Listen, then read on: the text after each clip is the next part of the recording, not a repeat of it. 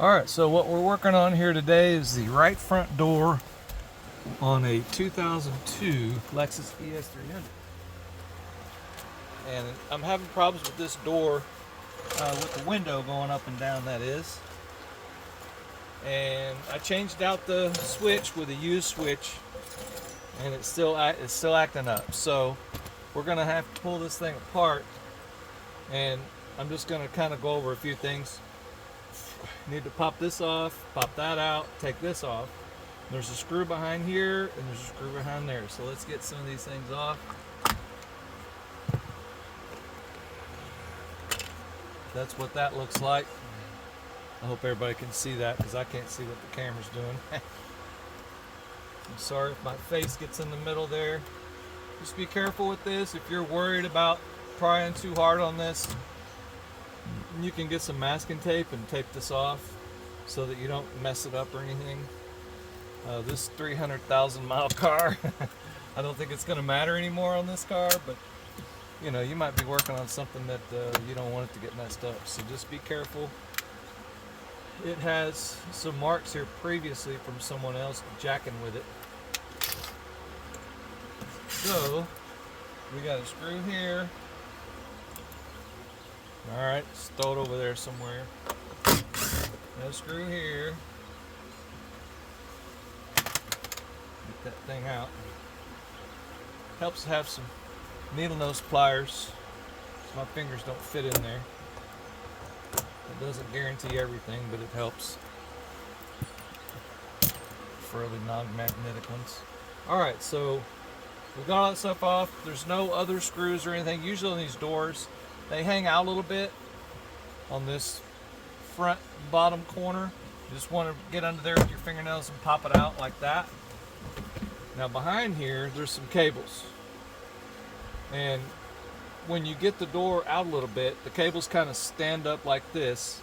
And so when the cables come away and stand up like this, they line up and they're able to pop out. And you'll see what I'm talking about when you look in there. So what I'm going to do now is I'm going to get rid of this plug for the light. Where the wire is. Let me find the wire.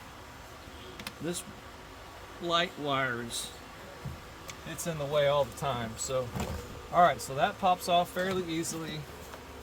The plug feeds through there. The two wires in the back. You'll have to look down from the top. The two cables. Pop those two cables off. And when they straighten out, they just pop straight up. It's got a little ball on the end. The green one's on the bottom one, and the black is on the top. Then there's a wire for the tweeter right here. So this is the bottom, this is the top. They're pretty simple how they come out. I'll try to show it on the camera if the camera will show that. But it's got a little slot. And so when they straighten out away from it, it's easy to pop it off. Okay. So the ultimate deal that I'm trying to do here is I'm going to take this window motor off and I'm going to clean the armature on it. And I know that it's probably a risky idea, but I did it on one of the other ones. It worked pretty good. So you got 4 10mm here. You can use a Phillips if you want. Take that little pad off, metal chingale thing, and all this plastic stuff, just be careful with it and just slowly pull this stuff out of the way. And it's pretty hot here, so everything is nice and melty, but eventually this window regulator assembly is going to come out this door down here. It's going to come out down through this hole. So this stuff here, try to do your best to just get it out of the way the best you can. This black stuff doesn't come off if you get it on you. You'll be permanently damaged. So yeah, just kind of ball it up somewhere. Get it out of the way. You'll remember what I'm saying after you try to put this back together. That black stuff is going to be a mess, but it's better for that to be out of the way. So you want to unplug this plug. This goes into the motor here, okay? And there's a plug for the speaker. I'm going to go ahead and take the speaker out and get rid of that because it gives you a place to put your hand inside the door. Now I've replaced this speaker with a Polk Audio DB series integrated speaker. Okay, so it's kind of a nice, you know, it fixes. The original speaker was just totally blown out, and what I did is I just cut it all out with a Dremel tool and screwed this one straight into it. It's just like a 6.5-inch speaker or something. So let's see here. Let me get.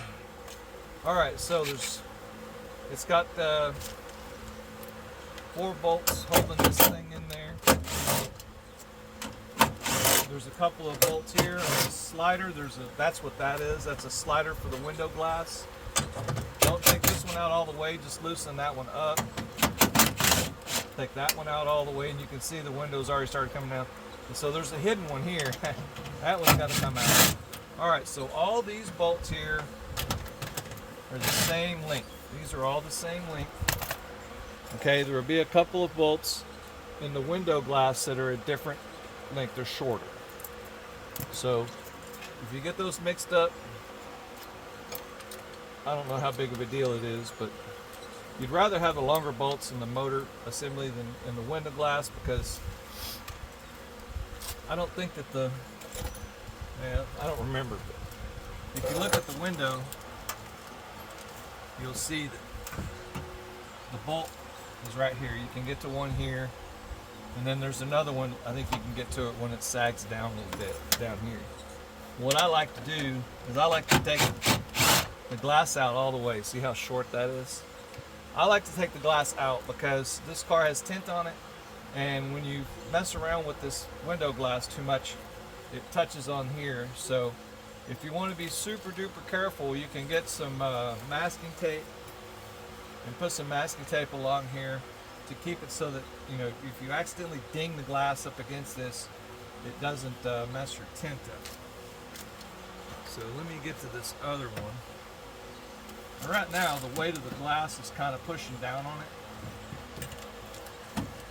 So you kind of have to be careful about things.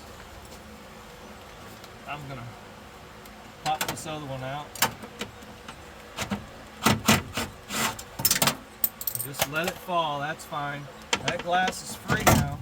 The window motor decided to go south, but you kind of turn that glass up like this.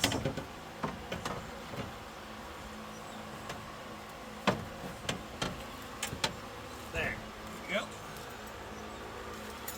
Find a nice, safe place to shove that. Stick it over there for now. All right, so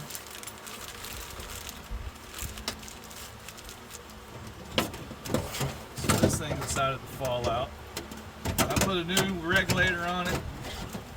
I've messed around with this thing quite a bit. So a new motor for this is like $300 for a remanufactured one too. And I didn't like that idea, so I can feel it now. It's pretty hot. I've tried to roll it up and down a few times, and it's really hot.